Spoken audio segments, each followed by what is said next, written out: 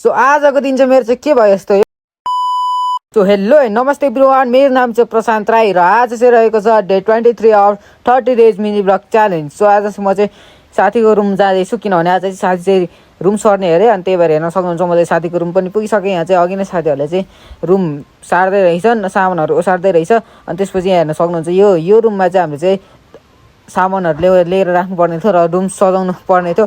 So हेर्न सक्नुहुन्छ तपाईँले चाहिँ है रुम पनि सजाइसकेको छौँ हामीले चाहिँ कस्तो अवस्थामा छ है। अनि त्यसपछि तपाईँहरूले कमेन्ट गर्न सक्नुहुन्छ रुम चाहिँ कस्तो अवस्थामा छ, कस्तो देखिएको छ है। हाम्रो साथीको रुम चाहिँ यही साथीको रुम भयो, हामीले चाहिँ रुम सारेको चाहिँ। त्यसपछि साथीको रुम हामीले सारिसकेपछि चाहिँ हामी चाहिँ फुटबल हेर्न गयौँ। फुटबल हेर्न जाँदाखेरि चाहिँ गेम चाहिँ अघि स्टार्ट भइसकेको छ, त्यही पनि हामीले बसेर हेऱ्यौँ।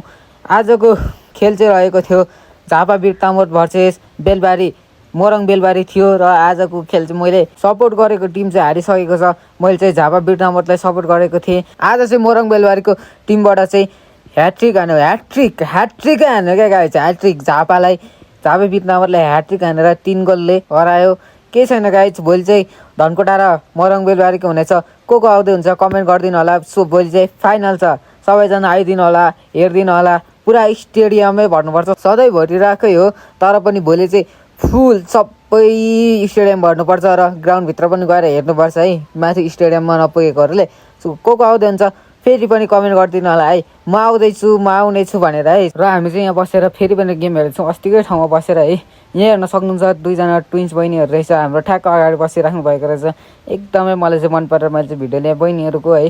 अनि त्यसपछिबाट चाहिँ गेम सकिसकेपछि हामी चाहिँ लाग्यो आफ्नो घरतर्फ, हेर्न सक्नुहुन्छ। अनि त्यसपछि घर पुगिसकेपछि म पुग्छु त के हो गाइज, आमामा आज पनि बाख्रा पो कटै हुँदैछ त हौ घर पुग्दाखेरि त। आमा के हो यस्तो जहिले तैले बाख्रा, ओ माई गडनेस। एकदम सही, हामीले चाहिँ यो मकै गोडेर सिद्धेको उपलक्ष्यमा आज खासी काटेर टाक्राक्क बनाउँदैछौँ। र त्यसपछि भुत लाउन सकिसकेपछि हामीले चाहिँ यहाँ चाहिँ ब्लेड लाउन थाल्यौँ। हेर्न सक्नुहुन्छ हामी चाहिँ ब्लेड लाउँदैछौँ आमार मैले चाहिँ। र ब्लेड लगाइसकेपछि चाहिँ हामीले चाहिँ यता मासु कटिङ हान्न थाल्यौँ। सो आजको लागि चाहिँ यति नै, हस्ता टाटा बाई बाई गाइज। हामी फेरि भेट्नेछौँ नेक्स्ट ब्लगमा है त गाइज।